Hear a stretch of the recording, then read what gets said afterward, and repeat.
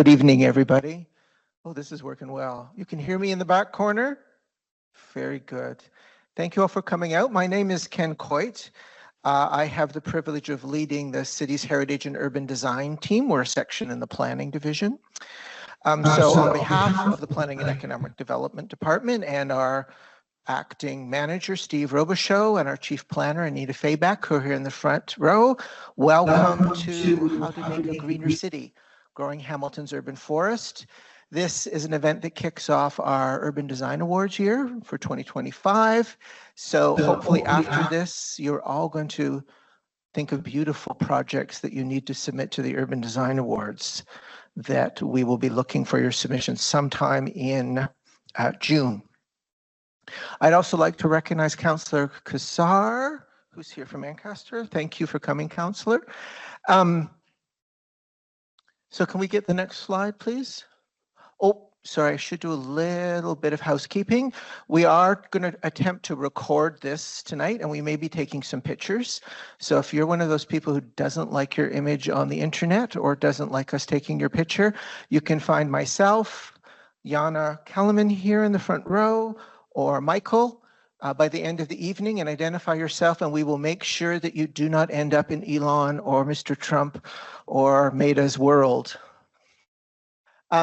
So what's kicking off the theme for this year's symposium is the Urban Forest Strategy. It was approved in 2021. I'm sorry, it wasn't approved in 21. It was approved in 2023 by Council with numerous recommendations to grow our forest canopy. Can you guys do the next slide?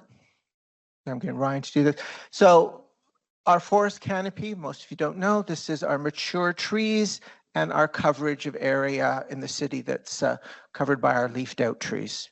You know, this is important for clean air, reducing heat island, carbon sequestration, controlling climate change, and from an urban design and architecture perspective, just making really beautiful places and beautiful streets.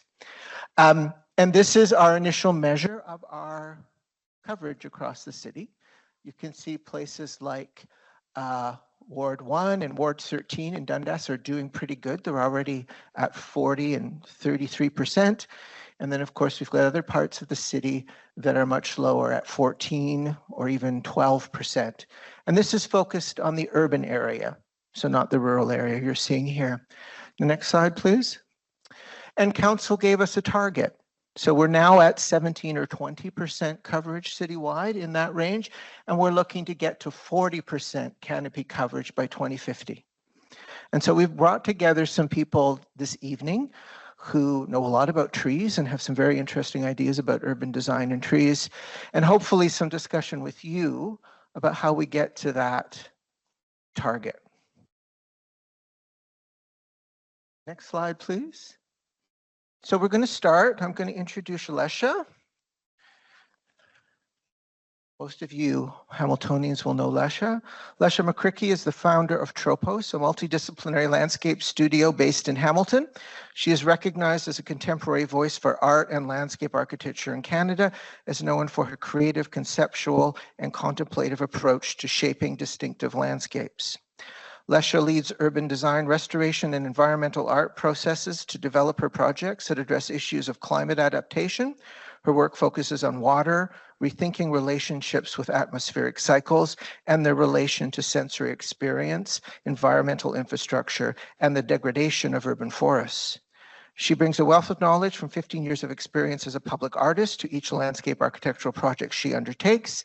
She is an instructor at the University of Waterloo in Cambridge, where she teaches landscape architecture courses in the architecture department. And Lesia has done some wonderful work in the city on monument trees that she's going to speak about.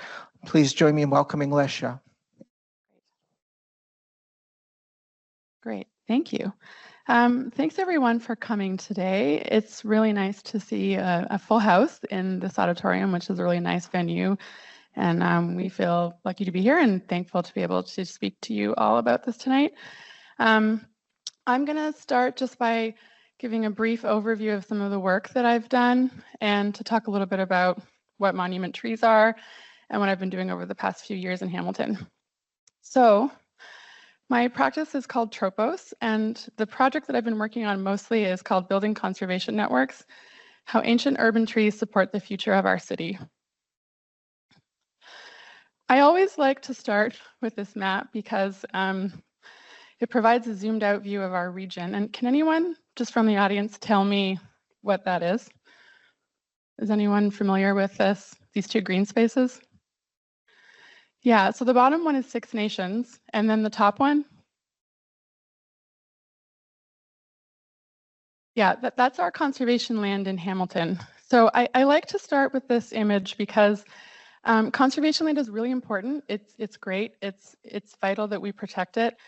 And at the same time, this map really shows that Six Nations has a much larger concentration of the Carolinian forest than all of our conservation land put together.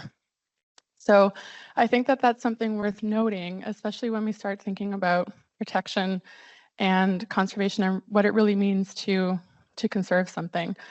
So we have conservation land, Six Nations. And I think one of the other things for me that really stands out about this map is that Six Nations is not conservation land.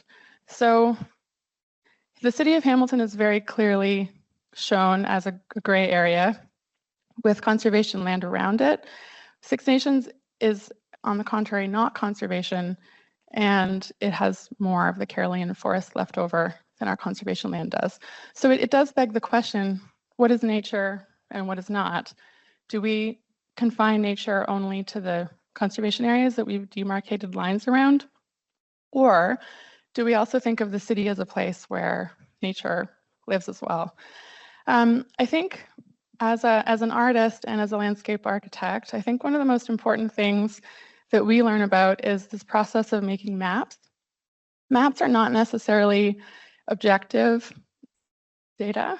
They're drawings that people make at some point in history and time, and they lead to policy.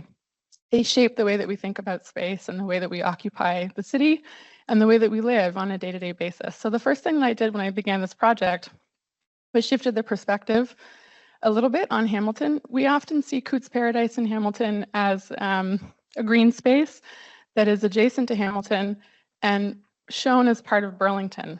We don't often see Cootes Paradise next to the city of Hamilton, which is not very green at the moment. So I think it's important to think about Hamilton not necessarily as something that is adjacent to a natural area or something that is separate from a natural area, but something that is actually contained within this emerald ring of conservation lands around the city. So this project that I started in 2018 really, has been about finding an alternate way of thinking about conservation land. So does that mean just thinking about the trees that are protected right now? Or does it also mean thinking about historic trees that are currently living in the city, but may be actually the same age or older than the trees we've protected in conservation land? So therefore, can conservation be a network that spreads across the city and that encompasses both conservation land and urban space?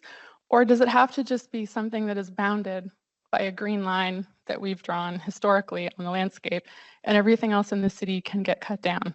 It's a central question of my work, and I think that what is interesting about it is that it's very squarely grounded in this idea of contemplating what an ecological approach to city building really is. So when we're thinking about building the city, does it always mean that the city has to be separate from green space, or can we do both at the same time? A key part of this work has really been grounded in my experience as an artist, I think, and it's also been the most exciting part of the work for me, because the people that I've connected with and talked to about trees in the city have really been the driving force behind this work and have brought a lot of joy for me to this project. But it's also been important in terms of the impetus behind the work is to find a strategy or a method to build empathy with trees and get people to see trees as something that is also a cultural marker and not necessarily just something green. So the work that I'm doing prioritizes ancient urban trees in the city. This is a white oak up on the mountain. It prioritizes community agency in green spaces. toward developing this understanding of a new type of monument. So can a tree, an old tree, be a type of monument in the way that we think of a city, or we think of a building, or we think of a heritage marker? Even though it's living, can it still be something that is that keys us into history and time and to a place in time that preceded the city itself? So this is an example of one of the trees that exists in Hamilton. This is a bur oak growing on the Hamilton Mountain, and it's estimated to be about 300 years old. So this is Julian and Natalie. They're one of the first couples that contacted me to talk to me about their really old tree that they're really proud of. And this is a good example of what homeowners are like. The people that I've encountered in Hamilton who have these old trees on their properties are really enthusiastic and excited to protect them and to share them, but currently we don't have a bylaw to assist people like this in ensuring that they can protect the tree, and if they sell the home, that it will still be protected afterward. The criteria that I'm looking for as part of my work is pre-settlement trees that predate the establishment of the city, which was about 1850, urban trees growing outside of conservation land, those are already protected, and trees that have a legacy in the community. This is Cheryl, and this is the largest northern red oak in the city, growing next to conservation land, but on someone's property as well. So an important part of this work, I'm documenting all of these trees visually because it's important for the community to be able to meet each other and to see the trees and to understand their presence as monuments. But I'm also documenting all of this work through GIS systems so that the project can be spatialized and shared. And currently I have 1,600 plus monument trees documented in the city. Can anyone point out what is like standing out to them in this map, or that is interesting or different? Just off the bat, you can be wrong. So if you're downtown, anything else about the color?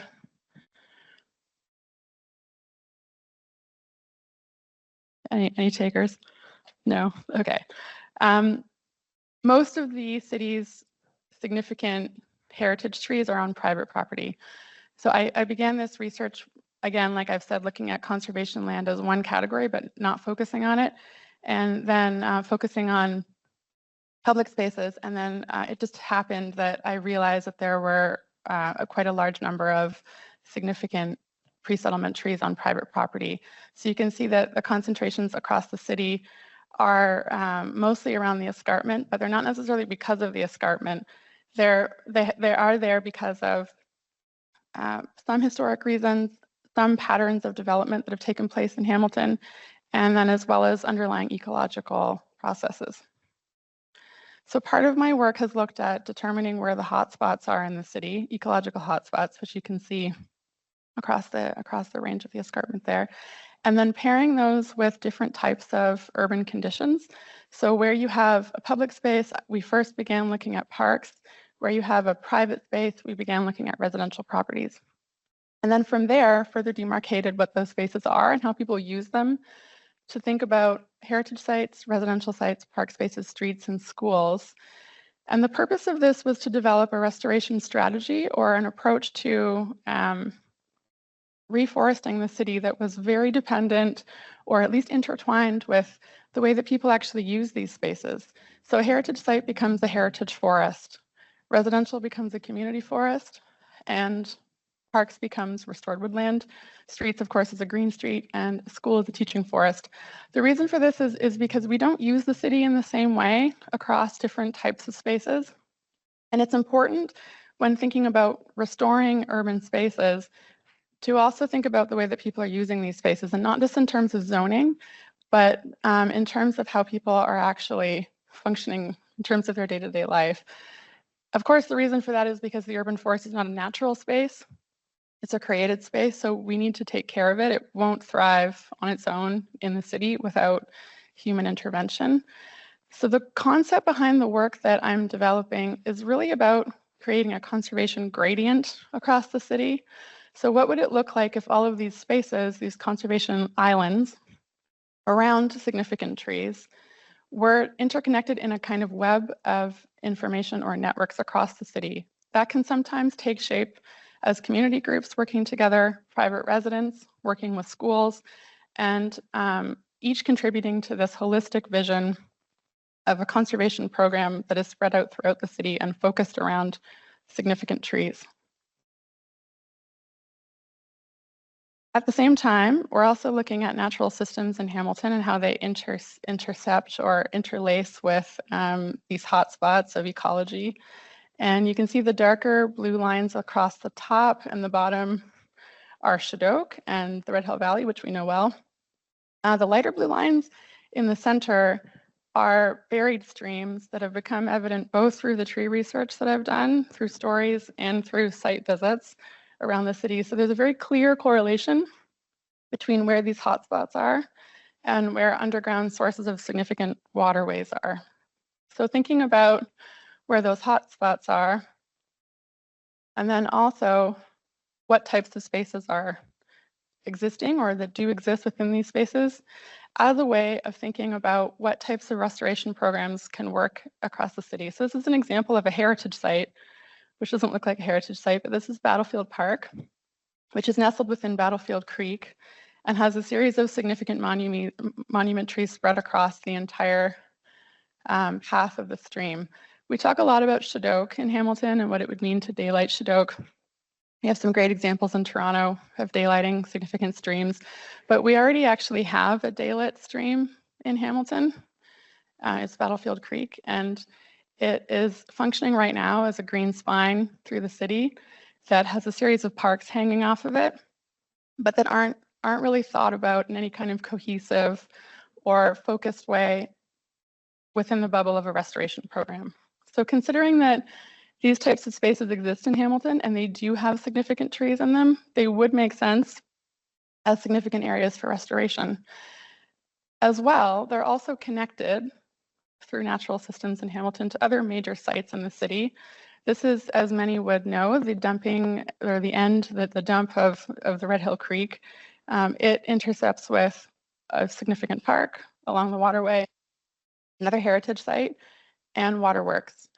So if each of these spaces, which we tend to think about as separate entities from a zoning perspective, are considered as part of a restoration puzzle that is connected through things like the pipeline trail that run downtown, we do have a networked series of spaces that can act as significant carbon sinks in Hamilton already. And monument trees are one way of starting to think about how we can expand these spaces within the center of the city. So that's it. Thank you very much. That's great. Thanks, Lesia. So what we're going to do is we've got 5-10 minute presentations by our guests, then we'll head into a discussion. So next is Mario Patitucci, partner at Adesso Design Inc. Mario is a landscape architect with over 18 years of experience. He has extensive experience in the design of public and private spaces, including numerous parks and communities across Southern Ontario. He is the founder of Adesso Design here in Hamilton. His vision was to create a landscape architectural firm with a collaborative approach to design and focus on sustainable development. As a principal of the firm, he is responsible for the comprehensive management of various projects throughout Southern Ontario. Over the past 10 years, Mario has been the lead on several City of Hamilton park design projects, including Bimbrook Park and Stinson School Park, which both received Urban Design Awards of Excellence in 2015. Many of you and many of us at the city have worked with Mario in various capacities, including his work on the Urban Design Review Panel. So welcome, Mario. Thank you. And thanks, Lesia. That was an excellent presentation. This is not going to be nearly as informative, but I wanted to just touch on our work here in Hamilton and the greater area. As Ken alluded to, that's a bit of an older bio, so I've been practicing for about 25 years now, but that's okay. We established Adesso back in 2008, and we've grown right here in Hamilton. Our office is downtown Hamilton, and we have a staff of 17 and growing every year. So I wanted to just touch on this. Is not a project in Hamilton, but this was a project that we did for the Niagara region for their headquarters, International Plaza. They wanted to do a project that actually led by example. So they initiated several, they directed us to incorporate several green initiatives. So these are some pictures of the plaza itself. We transformed this underutilized lawn space into the first phase of their master plan. We had to remove several trees, obviously, to accommodate the space, but in replacement, we added over 120 trees. We incorporated an extensive bioswale system along the full length of the property, which connects to a stormwater feature you can see in the center slide, which is intended to allow any excess water to back up. Any significant rain event, that area will fill up and slowly infiltrate back into the groundwater. And we also, the middle center picture is of an extensive pollinator garden. So they took the initiative, and I think it was really well received. Earned a Niagara Biennial Design Award. Here in Hamilton, there's a few ways that as landscape architects we can contribute, and I think our firm has worked on several projects. So the first one is adaptive reuse projects. These are some examples locally. Dunder and Lofts, some of you may know it, was an industrial building that sat vacant for forever, it seemed like, and repurposed into lofts. Allowed us to incorporate some street trees, although space was very constrained along the frontage. The back allowed us for some additional tree planting, and there was supposed to be a second phase. We're not sure if that will ever come to fruition or not, which would have incorporated a lot more tree cover in the back. But the Stinson School Lofts, anybody who's from Hamilton may recall this project. A beautiful old school that was repurposed into loft spaces. This again allowed us to both retain existing trees and incorporate a lot of new trees.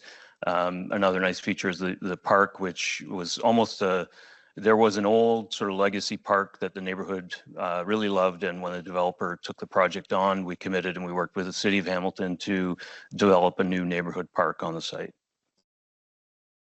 The Witten Lofts, again, is another example of a good example of an adaptive reuse where we were able to maintain the bulk of the trees on the site. Obviously, this was not a project that had underground parking or anything like that. So another area that we contribute in is new condominium projects, residential projects. The first, the residents of the Royal Connaught, many of you may know it.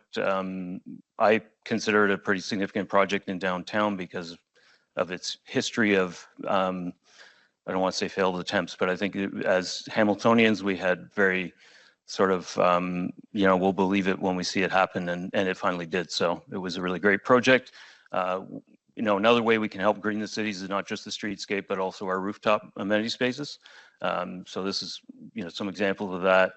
The top right image is in the future phase, it'll be a piazza space right off of the front on King Street. 290 Barton, simple infill townhouse project on Barton. It was this was not an adaptive reuse, but a new project. Obviously, architecturally speaking, it was meant to look like a repurposed, but it allowed us to incorporate street trees where there were none, incorporate some green on the site as well. And a lot of our more current work focuses on the urban core. This is a Kiwi Condos project, which was completed a couple of years ago. You can see the photographs that everything is very young.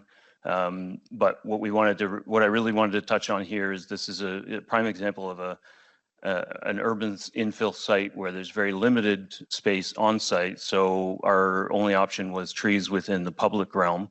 And in order to accommodate that, we utilize soil cells, and this infrastructure is really necessary in our urban environment in order to give the trees the soil volume they require to thrive. It's also something that the general public never gets to see. So it also had a rooftop as well. This is the Rebecca, which is a project that is not built as of yet. It's adjacent to John Rebecca Park, and I recognize that the image of John Rebecca Park is not accurate to what it is today, but that's, I believe, one of the earlier renditions. But the reason I wanted to show this was this project in particular, the street represents a partnership between the developer and the city, where we've reduced the parking back to one-lane traffic, and it's going to be a one-nerf. I can see from the rendering that this is really meant to be a shared street that prioritizes pedestrian and and still shares the street with the vehicular traffic, but the emphasis is intended to be on the pedestrian and incorporating the right infrastructure so that the street trees can thrive. Allows us to put street trees all along the edge of the park, which don't exist today. And this is just a slide that I'll end with that talks about other ways that we contribute. I think Ken mentioned we have done several neighborhood parks here in Hamilton. These are images. A lot of these are from Brantford. We're on the roster there. So trail projects that we've done, restoration projects, splash pads, and children's play spaces, all opportunities for additional tree cover. And I think that's one area that right now in the city of Hamilton we can improve on, because our parks even are very prescribed in terms of what we can do in a neighborhood park or a community park. And there hasn't been an emphasis on enough tree cover in those parks. So I think that's another area we can improve on. So thank you very much. And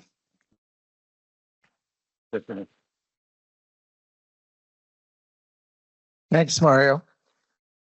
Sorry I youthed you by 7 or 8 years there, but yeah, that's right. Works for me. And finally, we have Adam Nicklin. Adam is Principal of Public Work and co-founder of Public Work, a Toronto-based design studio whose work focuses on intelligent evolution of contemporary cities. He is a landscape architect, planner, and urban designer with more than 25 years of experience in the UK, USA, and Canada. That's right, 25 years? Yeah, you're young too, I'll say 18. Over his career, Adam has successfully led numerous large multidisciplinary teams in the execution of complex urban renewal and landscape projects. Adam's experience includes community design, public realm and parks design, major transportation and marine infrastructure projects. Adam brings a strong focus and understanding of the synergies between civil engineering, major infrastructural works, and landscape architecture in order to advance the design of the public realm. And Adam's firm has been involved with Slate in the redevelopment of our Stauco lands. So that's how his firm came to us. So please join me in welcoming Adam. Great. That good? Okay. Janet. Hi. Thanks for coming. I'm going to just share a few thoughts about trees and tree coverage and urban nature, and then show you some projects. And I'm going to keep it really quick, like 5 minutes, 6. Okay, so hey, we have a landscape in Toronto. Most cities have a landscape that they associate with. Ours is a ravine. It took us a while to realize that, but I think we finally come to that realization, and we're trying to figure out what to do with that knowledge. Similarly, you can look around, and even if a city is not necessarily directly adjacent to a landscape, you have a certain image in your mind as to what that character is. I was just in Vancouver, so I included that one. And Hamilton is the world's capital of waterfalls, which is amazing and kind of significant. And what's also amazing, at least maybe interesting, is that oftentimes we find that the character of the landscape is neutralized by the streetscapes of North America, and that we don't see ecology or landscape as brave as the ones we've seen within the urban realm. And it's not a comment about Hamilton or Calgary or Vancouver or Toronto, but there's something generic about the way that we see nature in a street. And you could have the same conversation about parks. Any municipal park is typically grass and trees, and there are many reasons for that, some of them good. One of the reasons we keep kind of banging our head against the same brick wall is that we have an idea in our minds as what nature in a city can be, and it's usually a borrowed model. So this is the concession model. You'll see it in any European center. It was then exported as around the world as we start to take over different parts of the world. And it's almost that notion, but by magic, these massive trees that form huge canopy overhead and this beautiful kind of dappled light can exist in the tiniest space where they take up the smallest amount of room. And it's an impossible paradigm, but it's been celebrated so much in terms of the way we understand and learn design, but it's very hard to remove that from our consciousness. And when we try to apply that same knowledge, that same aspiration to contemporary planning in North America, somehow the tree that was this amazing veil of green light over the street becomes almost relegated to the status of a fire hydrant or a light pole, and the results are kind of similar to the ones that we were just showing you. The way we, very briefly before we show you our projects, the way we try to think of landscape in a city is that the city is a landscape. And it sounds a little bit corny when I say it, but it's genuine. But as you know, as Lesia was pointing out, there was a landscape there before the city. So it is possible to imagine, but rather than the city being a container for landscape, that the landscape is the container for the city, and it affects the way you think about your project. So for instance, like we work around North America, but we're a Toronto firm. That's home for me. So I think a lot about Toronto, and the staff that work on Hamilton think a lot about Hamilton, but we think we're kind of a product of Toronto. And then the work that we do in Toronto is not simply a collection of projects adjacent to each other, but they're interrelated, and we try to think of them as complementary. We're always looking for the thing that has the most impact, which works within a system of thinking about what the city is. And it's possible to do that. We would challenge with any city. So the work we're going to show, I think, we work on larger scale planning things. I wanted to focus though on things we'd either built or were about to build. So it was a very real conversation about what's achievable. And thinking in terms of a challenge, you're talking about, like, I think our work can maybe offer this notion of being an exemplar of hybrid infrastructure public realm, which happens in denser cities, and we think is exportable as an idea, but the ones we'll show you we think are quite specific to the place in which they were made. So the first one, I gotta take a drink. Give me 2 seconds. This one is for Daniel's Faculty of Architecture, Landscape and Design. It's a school where you learn to design. So this is a very unusual site within the city. It's kind of an exception to the city grid. And I said I'd be quick, so but yeah, I could say a lot about any one of these projects, but the main thing here was creating didactic landscapes so that students who are at the school can learn about the way that you just simply make a landscape. And then these dramatic landforms are essentially vessels for all different kinds of ecologies that you wouldn't usually normally see in a city. This one, which we just completed, this is a tiny, tiny little courtyard in Toronto. It is privately owned. We call them POPs in Toronto, privately owned public spaces. You probably have the equivalent here. And the general logic here is that the parking garage is suppressed below grade, anticipating tree planting. We split the site directly in half, and rather than sprinkling trees around it, we dedicated one half of the plaza to being floodable, so you can flood the entire walking surface, walk through it.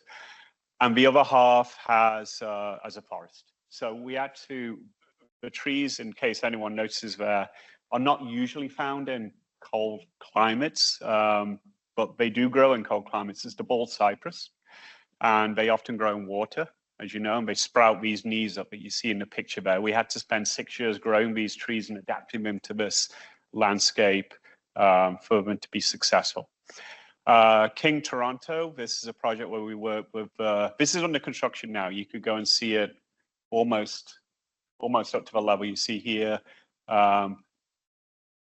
basically what we did here was like try and make a massive reserve of soil over the building so that it would essentially present as a three-dimensional undulating forest over King Street. And this also has a courtyard, which we're not going to talk about now, but would also frame a space within the green wall, within the Green Valley. This is a project, this is called CIBC Square now.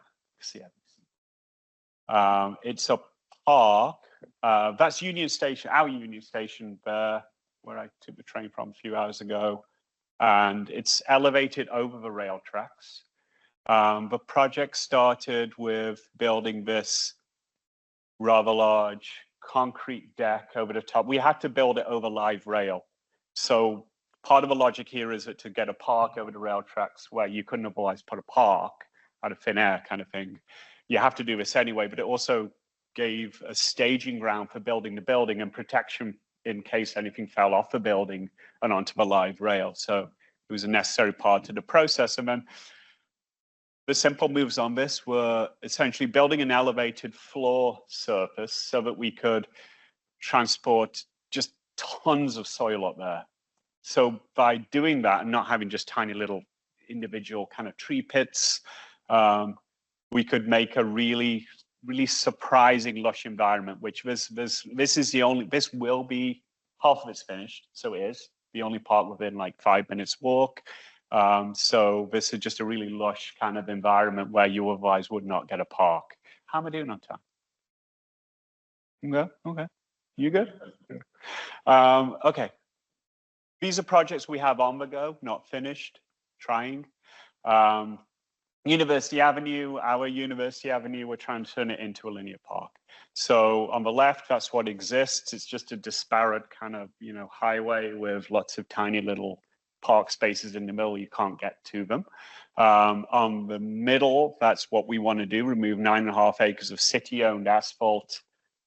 And that would give us 90 acres of connected park experience. So Jardin Luxembourg, about 60 acres in Paris.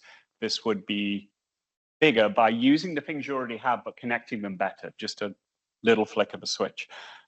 So that's what it is now. This is what we're proposing and now working with the city and some philanthropists to try and make a reality. We keep the traffic going up and down on the west side, the east side, which gets the sun exposure, becomes the park. Same project further north of College. This is hopefully phase one, the one we're trying to get done now, which is on the left, you see the picture from, that's, I don't know, 1860. I think the picture is 1859, just before Queen's Park was designated as Canada's first municipal park. Yeah, 49 acres. So and basically it's 3 landscapes. There was a U of T on the left, the campus landscape, the picturesque park, plateau, that's where Queen's Park is. On the right and in the middle, there's a creek. So literally those 2 landscapes were atop the creek. In the middle is what happened to it over time. In the highway era, the creek was buried. Actually before that, but then, and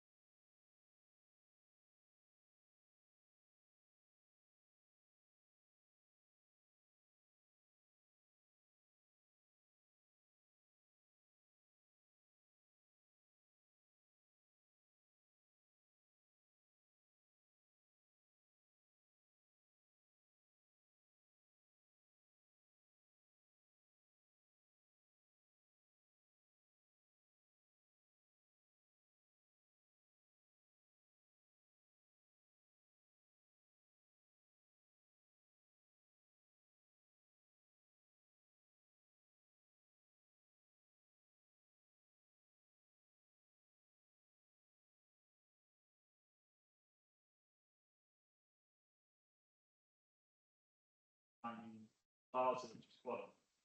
So essentially, it's a public space, and hopefully, that's not working. Is it just because I'm waggling my arm around? Oh yeah. Did you hear anything I just said? Or just this guy, like, yeah. Okay, so yeah, it's a public space, but it's floodable. So its highest elevation that it can flood to is 100 millimeters lower than the lowest elevation of the track. So in the 5-year storm event, it will capture all of the water that would have been going to the picture you saw before where the cars flooded and the train would be flooded as well. It can actually handle, per our calculations last week, up to a 10-year storm event without turning a pump on to move the water. And it's also a great ecology, and it's very didactic because it gets people to understand that when it rains, it doesn't just disappear down into a catch basin, but water accumulates. And there used to be a marsh here. So this was the waterfront before the rail era and then the highway era. And it looks kind of like that. And then last observation, Janet, you'll know this one. So my previous firm, I was lucky enough to work on this project, which is Queen's Quay in the central waterfront. And actually with my partner, who at that time was at West 8, I was at DTAR. We're now working on, like decades later, we're now working on the eastern extent. Is this? Yeah, you go. It's even green. Nice touch.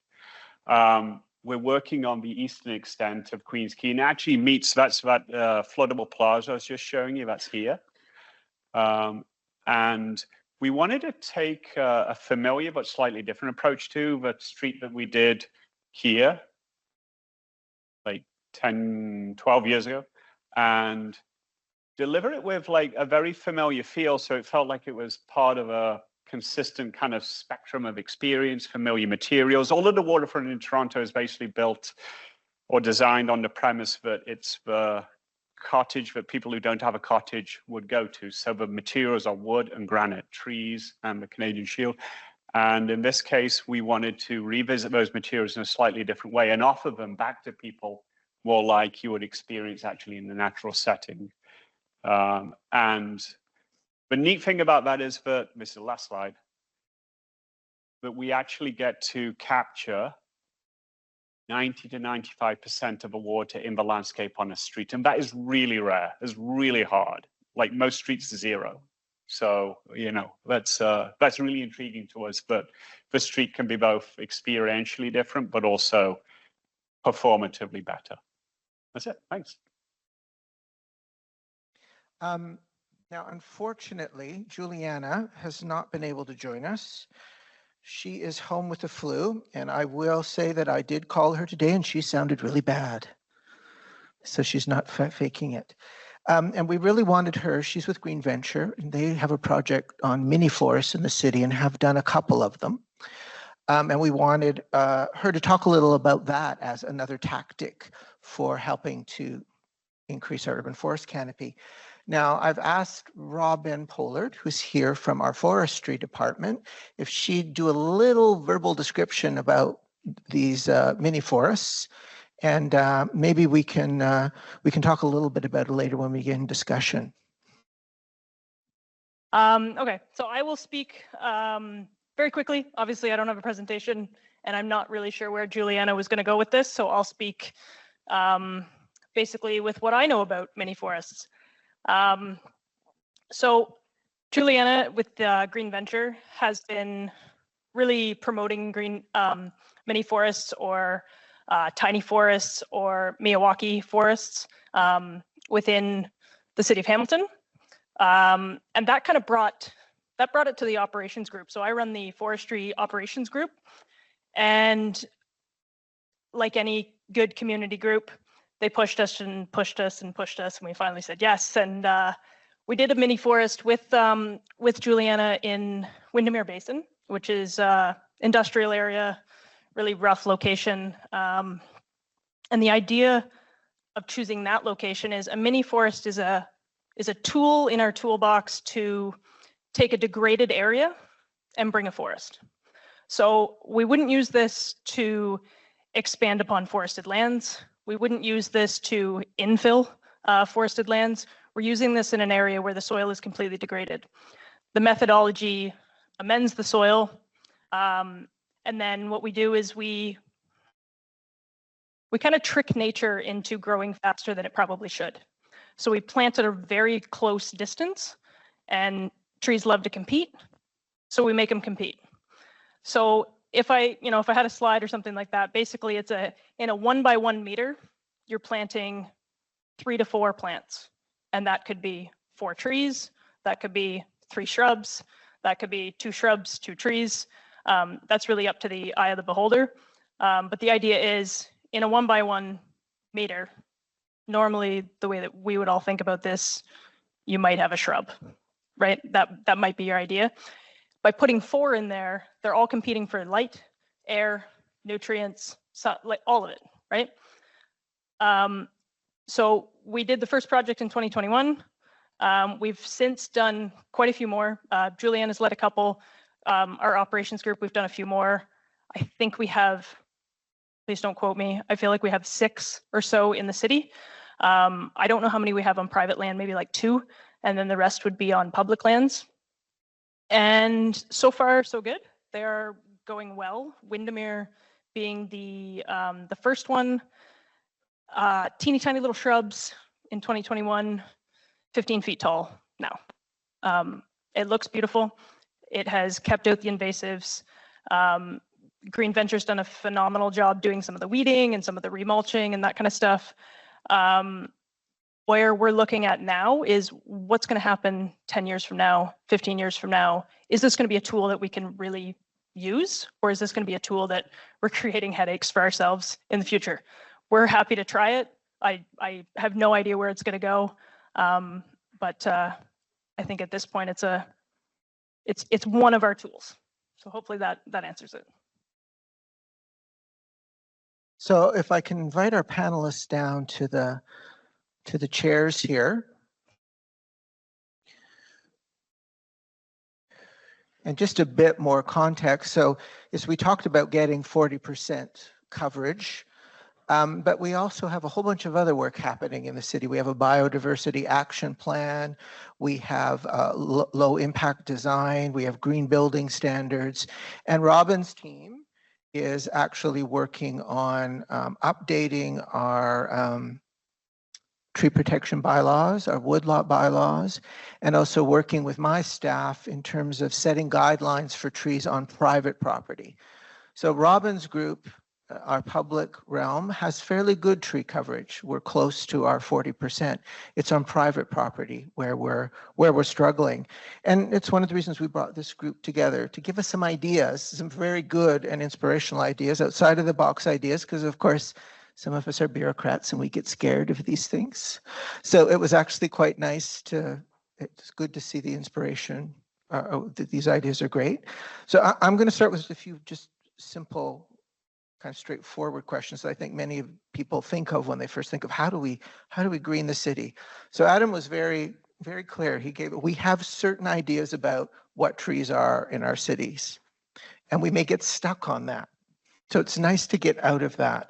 But from your different experiences, understanding that we're now at a spot where we're going to move ahead and we can change the rules and we can start to think about some things differently, what do you think are the kind of most important things the city needs to look at, or we as a community and private property owners need to think about to help get us to that target, to get us that biodiversity, to get us this stuff happening? I mean, I think one of the most obvious answers is a private tree protection program. But that's only one part of the puzzle. I think we are facing a time of unprecedented urban development globally. Cities are expanding all over the world, everywhere. So it's not just here in Southern Ontario where we're losing a lot of green space, but we need to be strategic and smart about how we build cities and think about how we can prioritize ecological thinking, which I think that you described, both of you, really well in your presentations, and use that as a guide for urban development and urban design. Because if it's an afterthought, then it won't happen. You want me to? Okay. I think From a practical sense, I think there's a couple of things. I mean, we need to set some realistic expectations. I don't think the 40 is unrealistic, the 40% coverage, but I think we need to look at this as a whole and then break it down into pieces. So like I mentioned in my presentation, I think, parks and open space, trails, these are opportunities for much higher percentage coverage. But, when we're talking about urban sites downtown, it's a little more difficult. I mean, your projects are amazing and, I think we should move in that direction. But there is the practical side of the development sites that we have in downtown. And I think we just need to be realistic about those, and maybe there's an opportunity there to work with the development community on those expectations and understanding. And then I think the other key thing is that there's a real perception from the other side, from the private sector, the development community, I'll say, there's a perception that trees are bad in terms of development. And I know that sounds awful. Everybody loves trees. They love to put them in the renderings, and they love to make every building we see has green walls and spewing green over the edge, and then it gets built and you look at it and you think, what happened there? And I think, we as designers need to be realistic, but we also need to have that conversation, because we have too many developers that have that perception that trees are bad, and that site has a lot of trees on it, so maybe I'll pass, or maybe if it was clear, I'll take it. So these are the realities we're faced with. So I think that perception needs to change, and we need to have, as the city, I think you need to have realistic expectations, and also lead by example. I mean, I think there's a quality piece as well. To this, it's not just quantity. We have a lot of street trees downtown that, I mean, they don't look like trees, they look like twigs, and they obviously don't have enough soil volume, and we're preserving them, and often we preserve them for the sake of it's a tree. So I think we need to look at the quality piece as well, and I'll leave it there and let you. Thank you. This is where we solve a problem, right? How do we? Yeah.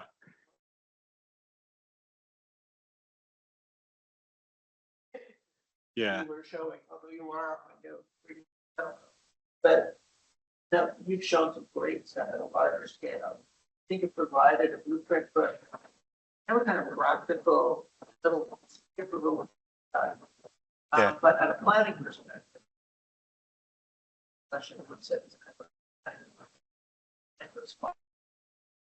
I think that happened. There's the approach, and I don't know what the challenge at Toronto, getting planning on board and public works on board. I know Robin will love it, but I know certain people, as Mario spoke, our friends who are responsible for underground infrastructure.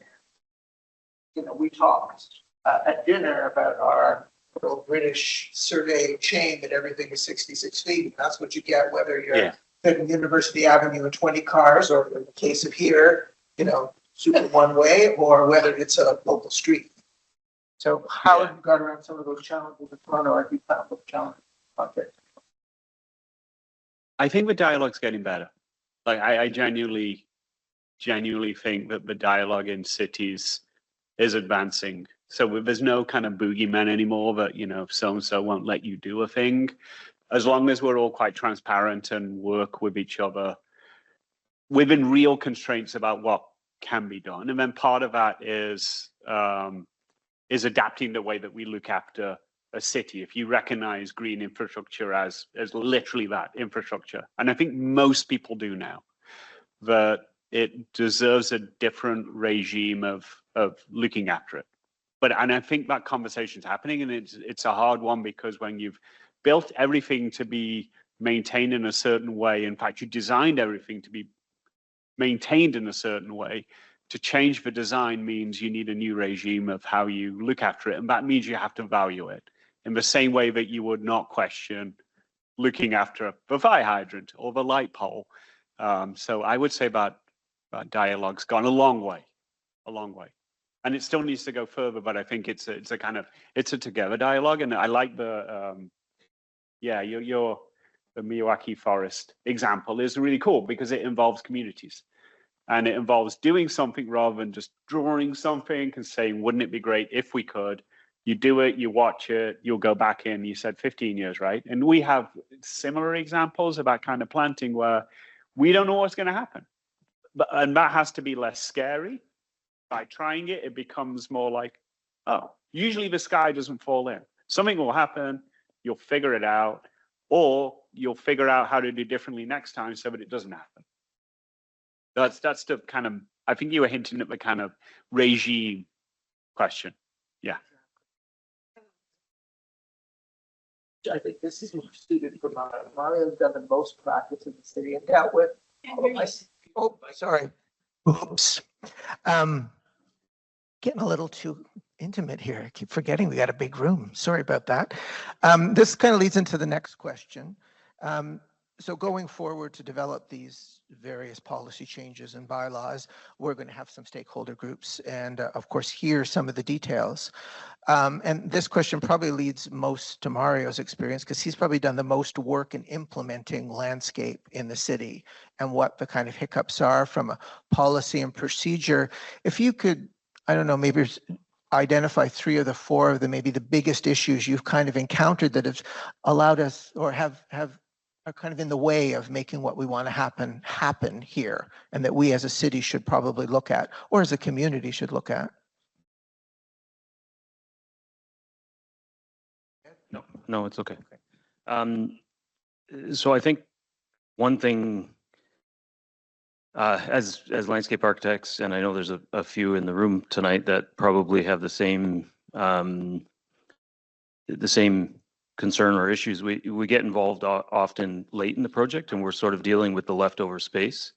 And I think in Hamilton, in particular, landscape plans are a condition of site plan approval, which is a little bit backwards. In most municipalities, we have a requirement at the zoning stage to do a landscape concept plan, demonstrate soil volume, and then, at the site plan stage, landscape drawings are required at the time of submission, not as a condition with the 1-year option to, fulfill that condition, which is a challenge because often by the time we get involved in a project, major decisions have been made, and we have some sway, but we're often sort of pigeonholed. So that's one thing. The other thing, I don't know if this relates to that question or not, but I think the city needs to lead by example. So, our office was on Locke Street for a number of years, and the city redeveloped Locke Street and put in, a few trees, which was okay. No infrastructure for those trees. So we've got a little 1 meter by 1 meter tree pit, which private developers are required to accommodate 30 cubic meters of soil per tree. But when you see that happen, it's frustrating from the private sector, right? So I think that's something that needs to help. The policy is good. And also we have differing opinions from different departments at the city. So I'm not sure how the communication happens on files, but often, each department has competing interests when it comes to trees, right? So obviously forestry has trees as number 1 priority. Urban design cares about trees, but more about the actual streetscape. And then, development engineering doesn't really care about the trees. So we need, and then we often get comments that are 100% contradictory to one another. So, which is tough, right? So it's kind of challenging having to go back and forth all the time. So I think, communication between the departments to sort of nail down some of those issues. And I think general education for the public as well. I don't know, that's something that I think would be nice from, I know there's a pilot program in Burlington right now where, they have a fund set aside that they offer monetary assistance to people who have mature trees on their property for maintenance, because that's one area where I think to Lesia's presentation showed that most of those, mature trees are on private property. And often what happens is when homeowners, realize that they need to do maintenance on the tree, and they get a quote, and it's often pretty high, and then they are presented with the option of ongoing maintenance for the next number of years, or we can cut it down for a little bit more money up front, and too many people go that route, right? So I think there's that piece that could be helpful, but I probably, oh, and one last thing, I'm sorry.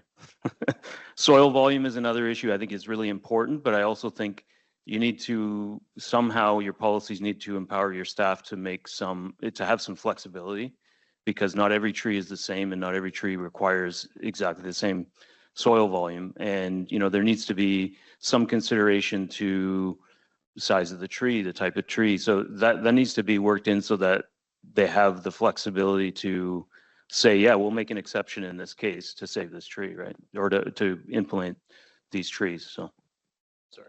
Yeah, no. Just to add to that, I think that one thing I've found through my research over the past few years is that there are a lot of concentrations of significant trees in unexpected places in the city. Residential properties is one of them. Schools is another one. So there are several schools, especially on the Hamilton Mountain, that have basically shagbark hickory forests on them, and they're not being taken care of right now, and they're also not part of the schools program. So I think that there are really amazing opportunities to work with the existing remnant forests that we have in the city, bolster them, figure out where they are. Well, I mean, I know where most of them are, but and work with the types of programs that exist in those spaces to thicken basically that green space. So if you can imagine pods of existing remnant forests around the city and what it would mean in terms of strategy, funding, program people, and materials to make those into productive forests that are also places where students can learn about tree preservation, seeding a new forest, which is actually something that is already happening in Six Nations, has been for a long time, and then thinking about what it means as well to reforest a place like a heritage site. Dundurn is not a forest; it looks like a park right now, and the image that I pulled up of Battlefield Park also could be a small forest that's managed. Shadow Creek also, if it were restored, could be that green lung in the middle of the city. Forests don't have to look like traditional forests, like to your point. Like we can build forests in cities now, but we can also work with the existing forests that we have. So I think we focus a lot on street trees, I think, just generally in this discussion, because they're city property, but also because it's like they're a piece of the tools of landscape architecture. They're really important, but we also, I think, need to think about the places that exist in the city that are atypical, and think of them as forests as well, basically. Do you want to add anything? Thank you. Adam, have you got anything on that? Yeah, I'd love to. Nothing that is so specific to the way that Hamilton works. I don't know, but and I hate to generalize cities, but I think even just looking today when you pan out on Hamilton, and it's somewhat understandable the way that it looks, and it's very similar to Toronto. Or the rules that govern the way it looks have been similar to Toronto. I mean macro scale, because you're trying to solve a macro problem. If you're after 40% canopy over the whole urban area, you won't have one solution, and you won't do it with street trees, because I read your report and you said 6% of the trees in Hamilton are street trees. So you could, well, do the math, right? Not going to be street trees.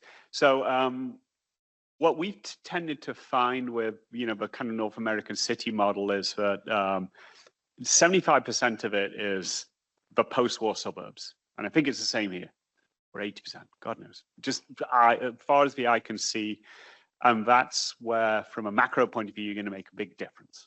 Your work shows it, right, Lesia? And all those trees are private, so there must be some really easy and actually low-hanging fruit, cheap ways that you could just like supersize your tree canopy within those areas. It will mean encouraging people to plant more trees, get rid of parking pads, whatever. You can change the way that looks and its experience, which is really cool. I mean, the other things you have the escarpment, we have the ravines. The only reason we still have them is no one could figure out how to build a condominium on top of them, right? So So we still have them, and we need to protect them, and they need to be protected from invasive species. And our ravines are very quickly becoming, Norway maples and nothing underneath because the light doesn't get through. You have your industrial lands because someone at some point had a better commercial idea about the value of the land, and that's your waterfront, and I think the eastern, all of your waterfront. That's really interesting because it's a vast area of land, and you can have different kinds of ecologies that you never see in a city.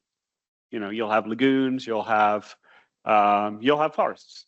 In abstract, I mean, not pure forests. There is no pure nature in a city. And then you've got your city center, which actually I think is quite small compared to the broader area of Hamilton. So that's like not so much a macro opportunity, it's more a micro, and it's more like some of the work we were showing isn't going to give you 40% tree canopy by just building parks in the sky. That's ridiculous. No one would do that. Again. Yeah, or street trees, just a little plonked every 8 meters, a half-baked tree that no one wants to hug. It's still important to do, though, and then that becomes where it's more about the experience of nature in a city. But if people have to exist in these urban centers, but you give something back.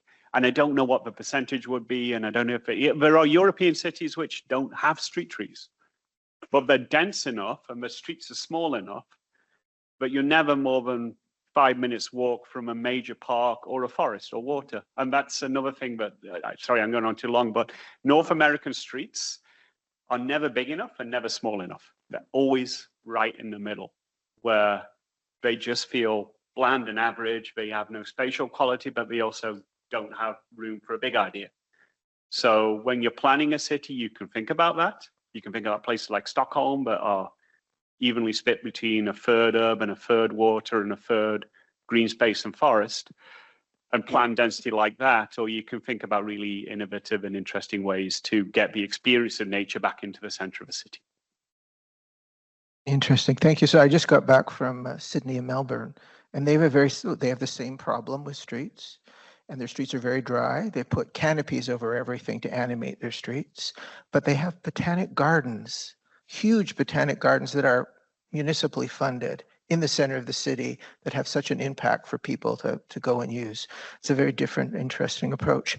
I'm realizing we're about 8:15, and I really want to get to some questions from you guys to move the conversation along. Does anyone have a question? Madam Seeley. Thank you. It's kind of a question and a comment. I'm thinking about street trees, but also private development. Street trees, I'm principal for White House Urban Design Landscape Architects, but I also did some time working at the city, partly in forestry as well as landscape architecture. And I think one of the challenges with the street trees is not only when they're first planted, but there's always some sort of mortality rate to them. So if they are planted in that tight space that's been referenced, and then also soil cells, if something does happen to them and they do pass or decline, it's a big challenge to replace them. So, I can't help myself, but always think about getting down into tools about how to fix things. And I'm starting to sense a trend toward having more open pits with a slight curb around them. And it's easier for the planting of the tree. It lasts longer, you get the soil volumes, but also if something does happen, you can take it out and you can replace it easier. So that's kind of my thought on helping with the streetscape component of trees. One of the thoughts that I've had with the challenges around the private development, especially in an urban center, is the trying to preserve trees. So you have an urban infill environment and you have tree canopy and you want to preserve the tree. Some municipalities do let you work a little bit closer to the root ball, protecting a core zone around the tree. If the canopy is overlapping into an adjacent property, or it's overlapping into an area that needs to be worked on, I think that when some of these policies are being relooked at, it might be helpful to be able to say that the tree is being preserved, but have the ability to get a little bit closer to it and protect it accordingly, because then I think that it is possible in a lot of those cases to save those trees. Thanks. Thanks. Any questions? First, then I'll find you, Marianne. Hello. I mean, my question's kind of twofold. I feel like I was hearing this dialogue around not knowing where to plant these trees and add more canopy, while also having the conversation, Mario, that you discussed around social acceptance with developers and not really getting that buy-in on why we need to increase canopy. I'm curious if there is this conversation of multi-benefits of increased canopy that can be had. Like, for example, at schools, I know that young children are especially very vulnerable in terms of extreme heat, and a lot of school playgrounds are just black asphalt, which is the worst environment for them, for their health and safety, and also for the teachers that are supervising them. And of course, parents of young children are also going to be very concerned of their kids' safety while they're off at school for most of the day. So I'm curious if there is this flexibility and discussion of like gaining social acceptance by bringing in that like health, adaptation, resilience conversation, as well as finding places where vulnerable populations are located, such as young children at schools, to kind of build that canopy oversight. But again, I'm no expert, just a twofold question. No, I think that's really helpful, and it's a good frame. I think so. Just to answer your question, we really need to be able to plant trees in playgrounds and at schools and in parks. And unfortunately, this is probably something the city can help with. When landscape architects go in to try to do that, we end up not being able to because of certain policy or regulations that are in place already. So if those can be shifted, then yes, we could potentially redevelop a playground and turn it into a type of forest that is safe and that students can use and does all of those things that you just mentioned, like health benefits and shade and absorbing water. Those are all the things that we need. And like just to the points we've been discussing, street trees are really important. They're really good. We need to preserve as many trees as we can on private property. And there are other places where we can put trees in the city that are outside of just the typical section that you showed, like how we tend to think about trees in public space. So landscape architects do face challenges on sites like that. We want to totally green those sites, and we're often not able to. So there's a lot of room for flexibility there.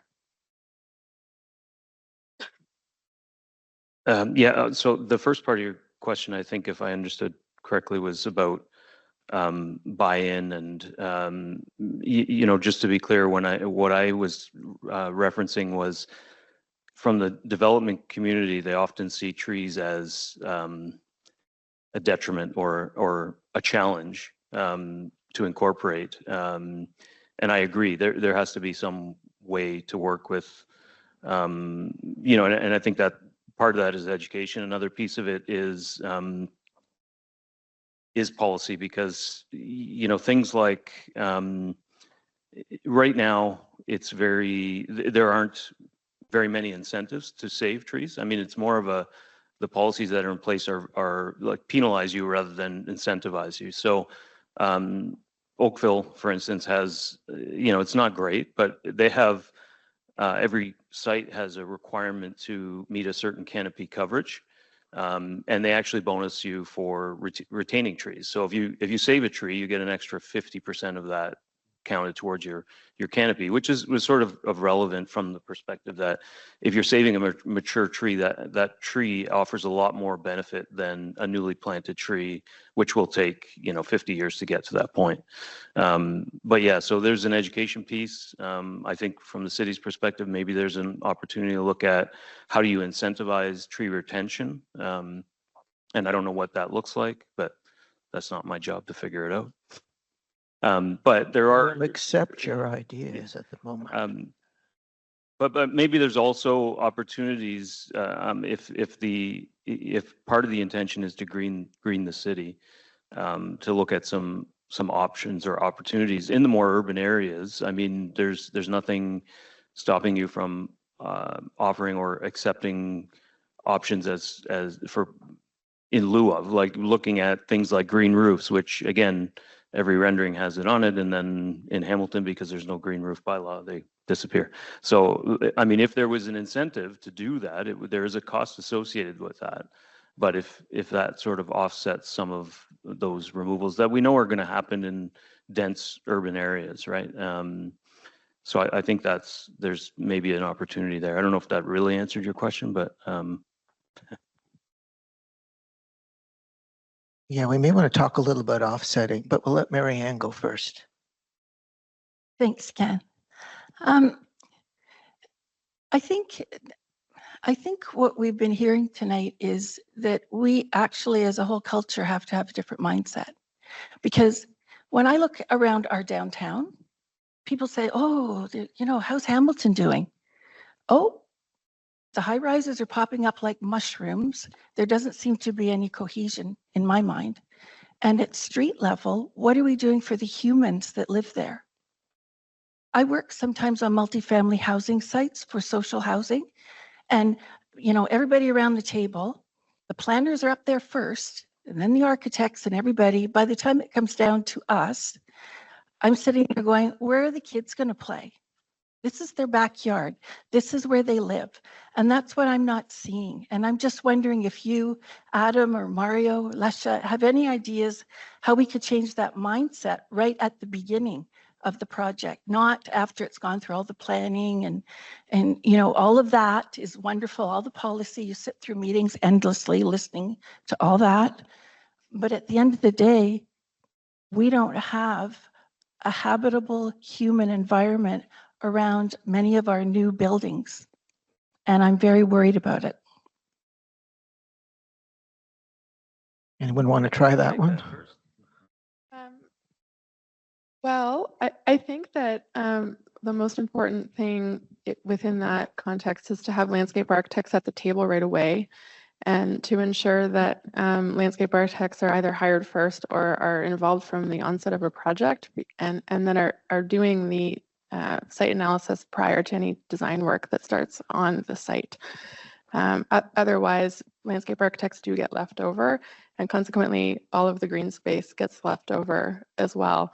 But the building is going on a site that has existing conditions. Often that includes trees and natural systems. And working and designing with those systems is important, but landscape architects need to be at the table right from the beginning. I agree. Oh, sorry, you want me to? No, go ahead. I was just going to say I agree. And, again, we often get even back to the school as an example.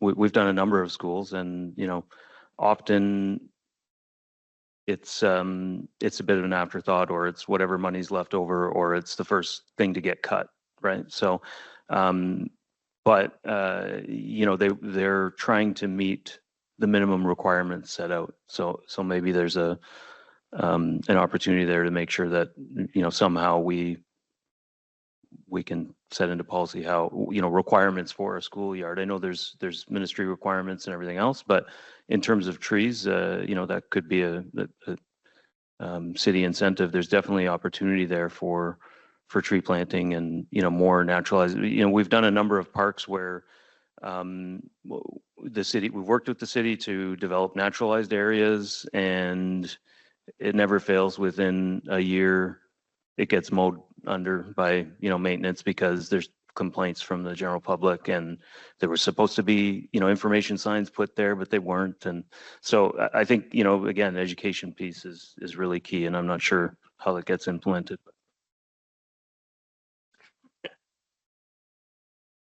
I'll try. I like the nature of a question, because it's kind of like when we all go to work, because I heard you said, and I know what you meant, but I don't know, some division doesn't like trees, but the people in the division like trees. Like I've never met, it's like an easy topic, right? Trees, what's not to like? But we tend to kind of institutionalize or kind of bureaucratize our feelings when we go to work. And the kind of common sense gets lost a bit. So it's nice when you get those kind of refreshing questions about like just desirable things about a city, or play, you know, like if this is such a good park, why can't a kid play in it?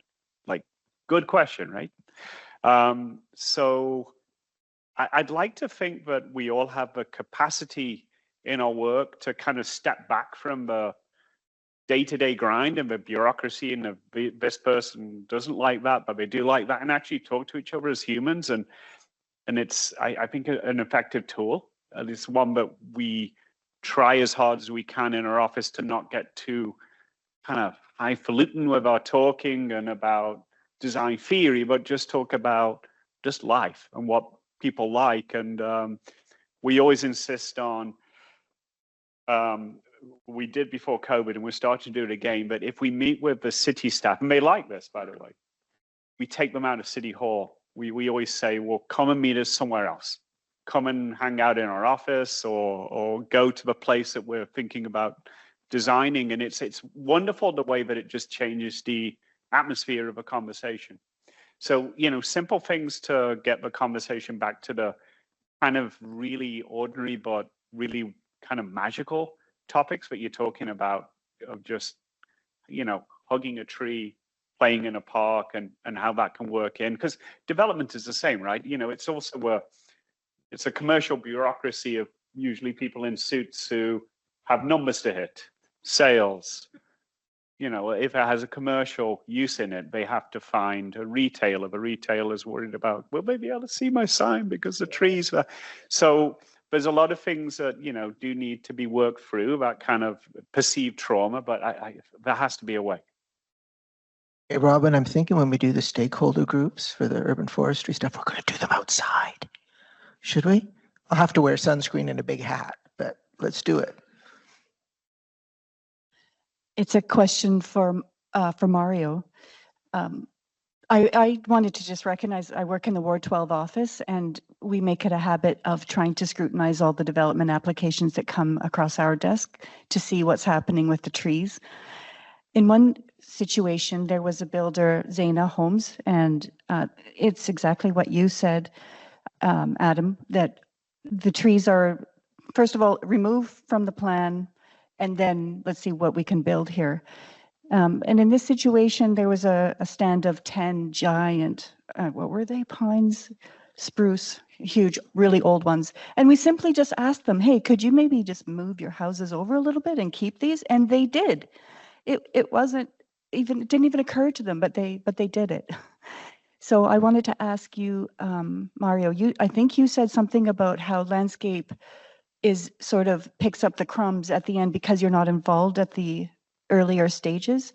I think that might be super important. And did you say that there was a municipality or other examples somewhere where they do involve landscape at an earlier stage? That's my question. Yes, so thanks. I'm glad to hear that you had that conversation and was fruitful. That needs to happen, but it has to happen early in the process. And yes, so there are other municipalities, most actually, other than Hamilton, require landscape plans. It's not a condition. So here it's just old policy. I think that's carried through. I don't know, someone at the city can comment on that, but it's always been that way since I've been working here. And it's gotten much better from our perspective as we work with clients and they appreciate what we do. They bring us in much earlier. So we are often involved. And we do have our plans prepared when they're going in for site plan approval, as opposed to when I started in this industry, we would often get calls and say, you know, hey, we have a development and we need a landscape plan and our condition's gonna expire in 2 weeks. Can we get a landscape plan? So, I mean, that gives you sort of the idea of where it's come from there to where we are now, but there is no requirement. So there's a lot of development that happens that is done by you know, developers that are not seasoned developers that don't understand that, and they do they don't realize it's a requirement and they don't engage us until the end. So I do think that's something that should change, and I don't know how it does, but that's, yeah, to your point, yes, there are other municipalities that require, at the very least, at the zoning stage, to look for concept plans, and then by the time you get to site plan, you know, you're already at the table and working with the client. So I will say it has been a positive development over the years, where we have a lot of clients that are repeat clients, that they do engage us early in the process, and other municipalities, it's much more important because they have other mechanisms in place. City of Toronto, for example, has a Toronto Green Standard, so they need us up front to help with ensuring that they can meet those standards. But again, we're often, we're often really challenged by, you know, they still often come to us with a finished site plan, and they're hesitant to sort of, yeah. I don't know. Thanks, Mario. Jen? Thank you all for your presentations tonight. I was just wondering how or can fruit trees and fruit forests factor into the 40% target, as well? How does it interact and relate with these rapidly developing areas? I know today's topic was more urban, but as we look to the subdivisions, how food security factors in and contributes to our tree canopy. Thank you. That's an interesting question, I think. It comes up a lot in discussions in landscape architecture about food security, especially at an academic level, where there is an idea of being able to forage for food in the city with a kind of forest-like condition. Within the context of my work, I'm going to just speak from what I've been doing. I'm looking at historic forests that are native forests. So a lot of fruit trees, at least in this region, are not native trees. However, that doesn't mean that there isn't a place for them. Akmar on the mountain is a really interesting site because it's a historic site. If you think about the cultural landscape and cultural legacy of the site itself, there's an orchard there, several historic apple trees that are just sitting there. And there are lots of historic spaces like that around the city that have an orchard attached to them because a manor house traditionally had a garden and an orchard attached to it to feed the kitchen or the people who are living there. So there's a model for that already historically in the city, and it is like definitely one way of thinking about not only food production, but also generating revenue and an economy around existing fruit trees in the city and rebuilding the orchard. So just because something is not endemic to the region doesn't mean it doesn't have a place historically in the city. And coupled with some of the challenges that we have in cities today, they definitely present viable options for rebuilding habitat. Like they're not necessarily habitat, so they would have a different function, but it doesn't mean that they can't be part of a larger forest system.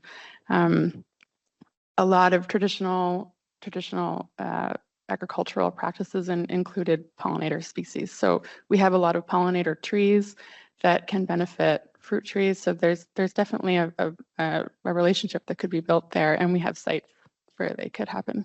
I think the sites are important. They can't be everywhere necessarily, but there's a historical precedent for that. Yeah, perhaps I'll try and answer on behalf of the city, because this has come up before. I don't know, Rob, if I'm speaking out of turn, but I seem to recall it is something that is in the urban forest strategy to look at. And I believe Cynthia and Parks is actually looking at that to provide those opportunities. And I know I'm trying to think of the community garden down off Melville, where they are actually doing that as on city property to start to make that work as part of a community garden. So it's there, and they do contribute to the urban forest canopy, but I think kind of like street trees, perhaps they're not the one that's going to give us our 40% right quickly. How come I know everybody asking questions? Petra. It really is more of a comment, just like zooming out a little bit about where we are in the world and the amount of fresh water that we have over here and how easily things grow. And Lesia had this phenomenal diagram showing how you've got natural waterways going through the city. Things want to grow, and we have natural irrigation. We've got an escarpment that gives you a natural green wall. We have a waterfront. I think Hamilton is probably like, it's one of the easiest places potentially to create this 40, to achieve that 40%. Other places are flat, they're deserts, they have no waterfronts, and they literally will create fake green spaces, and they will create fake waterfronts, and they will force it. We should look at this not as a challenge, but as really been given such an amazing assets in the city. It should be so easy to achieve, and we should start looking at those opportunities. And Lesia's diagrams were phenomenal for that. They present a lot of opportunity, and I think we should definitely take those seriously, and we should see this as very easy to achieve.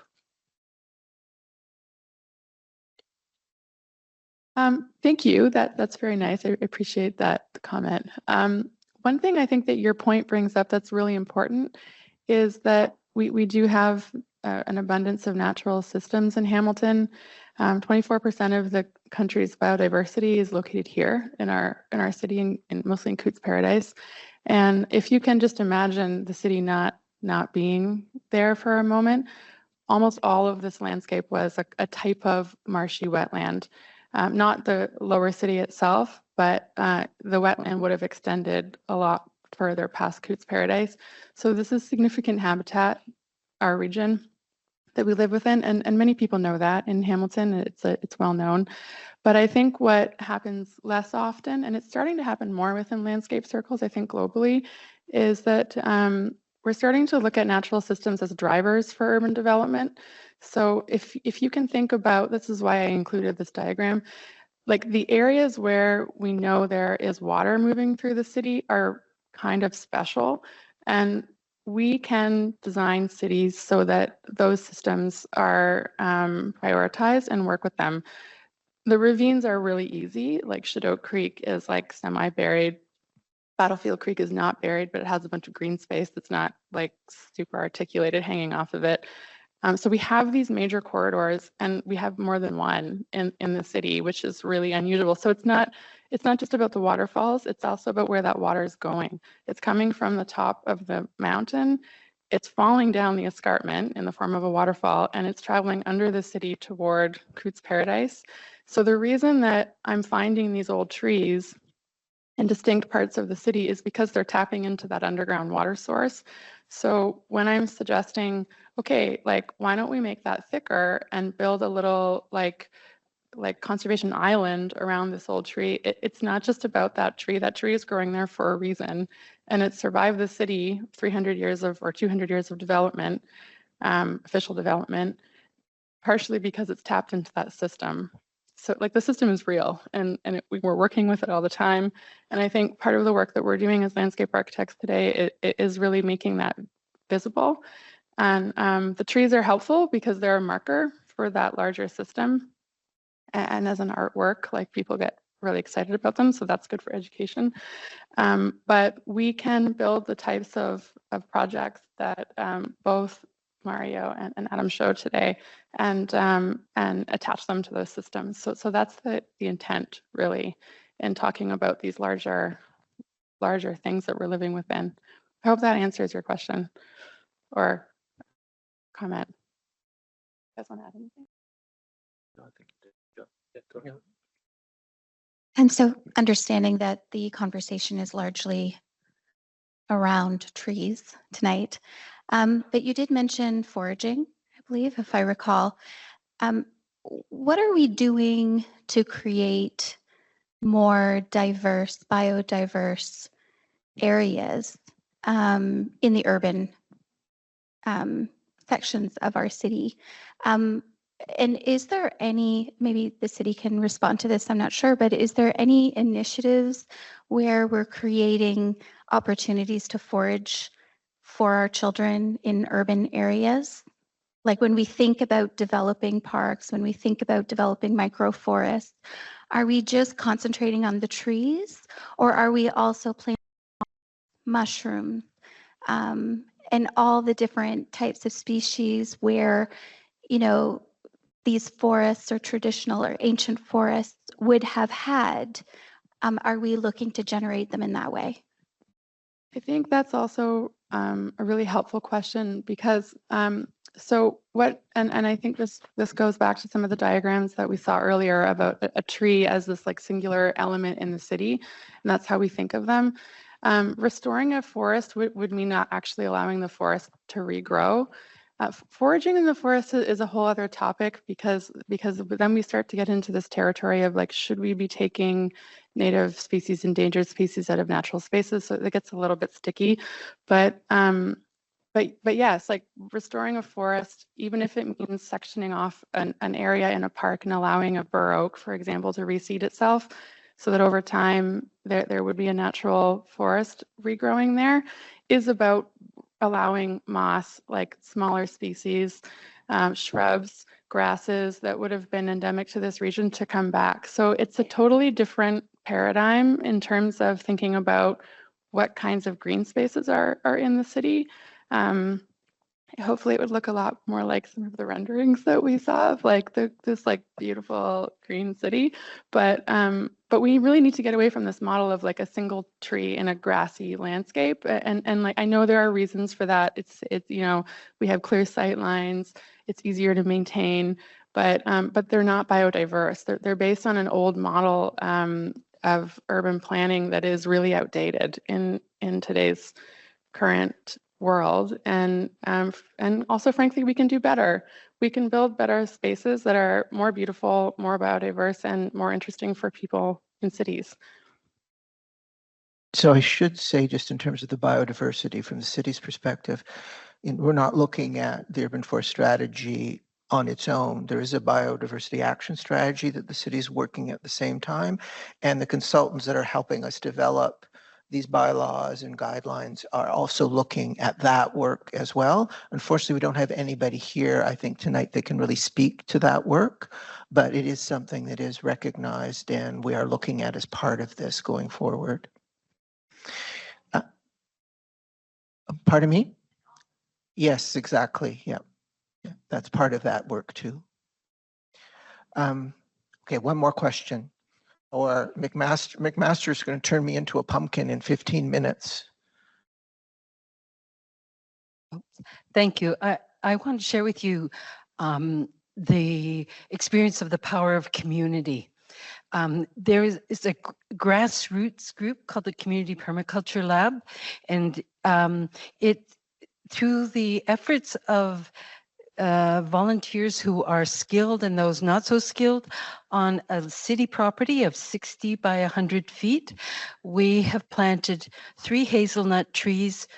There was a cherry tree, a second cherry tree, two apple trees, espaliered pear, through using dwarf, semi-dwarf, and full-size trees, plus espalieting, and also shrubs, elderberry, and currants, red currants. To your point about foraging, my neighbors have told me, unbeknownst to me, they brought their grandchildren and they said they had the time of their life filling their t-shirts and their caps with cherries. And people have asked me, and I give out shares of some of the red currant jelly. So we also attempt, like this next Sunday, we're having a free tree pruning workshop just to encourage other people to see what we've done. My place does not look like a typical suburban place. It's near McMaster University, but I've had no complaints, and people are very curious. That sounds wonderful. Thank you so much. I recall my father-in-law's beautiful garden and pear trees and all the stuff he used to share with us, and our cans and cans of pomodoro that's still in the basement from him, from his beautiful garden. So thank you for that. If you'd like to leave your name with one of the staff, and maybe we'll see if we can include you in some of the stakeholder stuff going forward on this. With that, I'm going to invite our chief planner, Anita Fayback, to come up and say a few words of summary and thank you.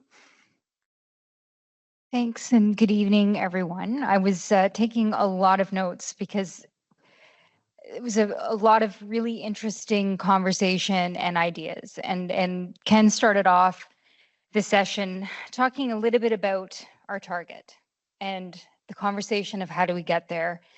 And, what became sort of clear today is, there is a role for public property in all of this, but really there's a more significant role in private property. And how do we get there?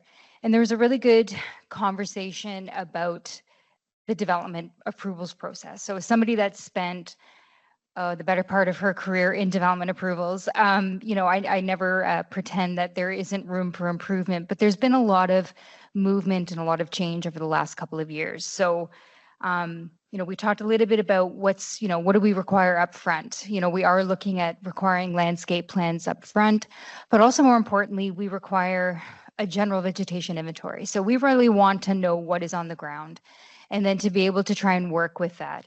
But I think what needs to happen and what came out tonight is that there needs to be a change of that conversation and in that conversation, because there's still often the approach of got to start clean, have to get rid of everything. I need to have a clean slate and start from there. And we all recognize that there are challenges with that. And that it's, not necessarily to the the private developer's best interest to the city's best interest. And so I think we need to, part of what we're learning and undertaking in our work is, how do we start to change that conversation? And the city does have a really significant part to play in that. We need to lead by example more so. And I think we all recognize that we are looked upon to do that, and we need to continue to do that. And there are ways that we can improve in leading that role or playing that role.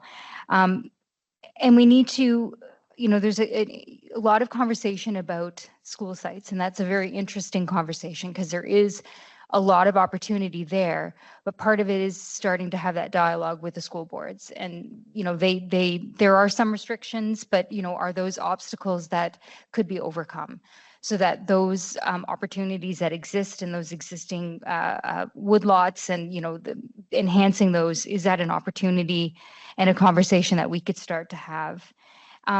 Mario raised a really, I don't know, I guess it's something we don't often think about, but the idea of the incentives, right? So, we're starting to work on the implementation of green building standards, which does touch on things like landscaping and green roofs, but it's also about incentives.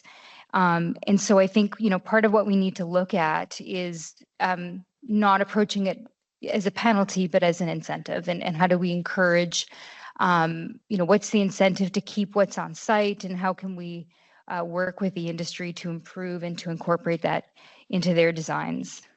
And, there was a really interesting, the conversation tonight about monument trees and the role that they play and the importance that they play. And I think, there's an importance from the natural perspective, but there's a historical significance to these trees as well. I think we, a number of years ago, designated an oak tree, I think it was. So, there's many benefits to those trees beyond even just the natural component. So I just wanted to say thank you very much to the three of you for joining us this evening. Like I said, it was a really interesting conversation and really good, I think, good idea generation and things for us to consider as we work towards implementing our urban forest strategy, the tree protection plan guideline updates, and our tree cutting bylaw. And, doing more evening or sessions like this where we just talk about things and assist with that, that educational component, what we can educate, but also what we can learn from the community.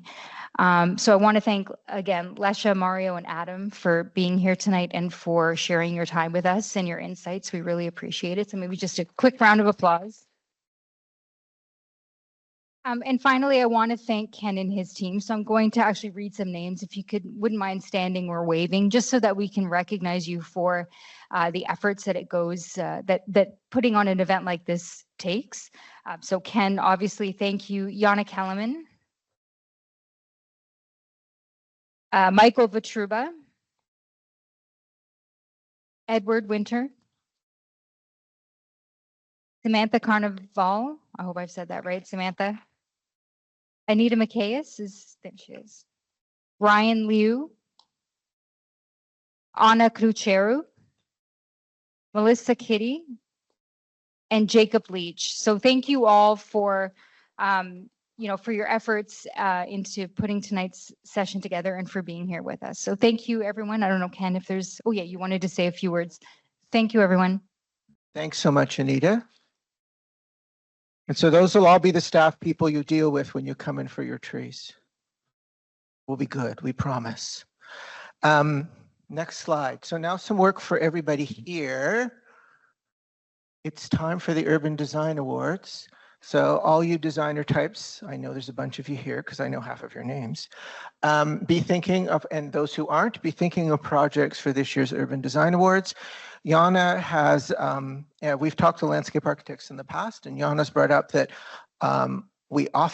our design awards tend to be very architecture oriented, and we don't always allow a time to capture a full landscape that has grown, recognizing, as Lesia and we have talked about, that trees last a long time and evolve, as do most landscapes that are planted. So we're looking at changing some of the criteria so that we can capture a 4-year period to make sure that we've got some landscape, more mature landscapes that we can judge as part of Urban Design Awards this year, in keeping with this theme and hopefully being able to recognize some of these quality landscapes that do the things that people here have asked and demonstrated for us in the city. So with that, thank you all for coming. We will be moving forward with our various stakeholder groups, and hopefully by this winter, December, we should be having a new citywide tree protection bylaw and some new policies on how to achieve some of the things we've talked about here tonight. So look for that. That'll be on the Engage website going forward. Thank you all. Have a great evening.